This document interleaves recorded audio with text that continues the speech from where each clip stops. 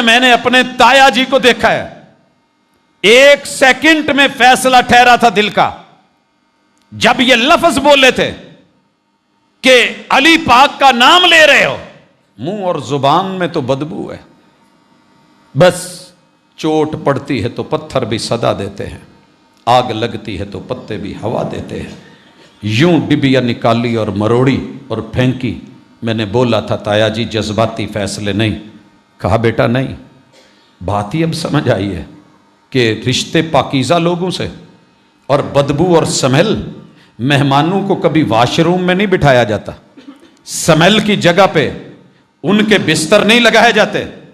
جن کو سینے لگانا ہو، میرے مرشد نے جن کے ساتھ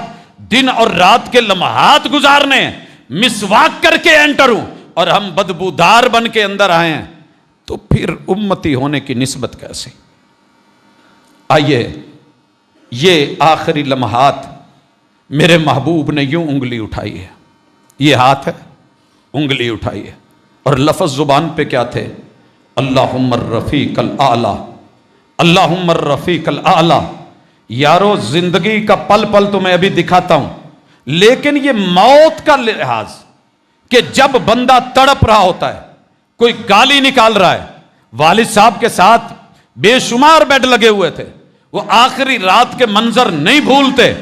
کیا کیا گالی ہے، کیا کیا آوارگی ہے، کتنی فکریں ہیں، کیا کیا مسائل ہیں، اور میرے پیغمبر کے گھر کی کیفیت یہ ہے، آج اپنی آخری ذرا وہ بھی دے کے اپنی بیویوں کے لیے جو منگوائے ہیں کہ تمہارا اللہ حافظ، میں کوئی پڑھولے بھر کے گودام بھر کے، میں کوئی کوٹھیاں بھر کے نہیں دے کے جا رہا،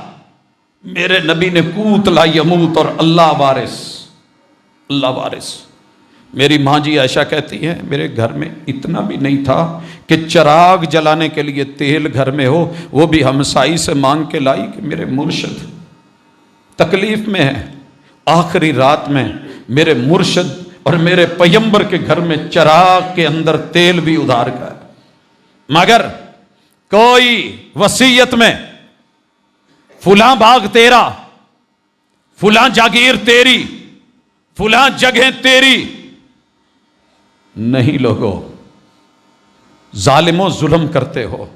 جنہوں نے ایسا کچھ کرنا ہو مرتے دم بھی انگوٹھے لگواتے ہیں۔ گاڑی میں آپ نے وہ دیکھا ہوگا پچھلے دنوں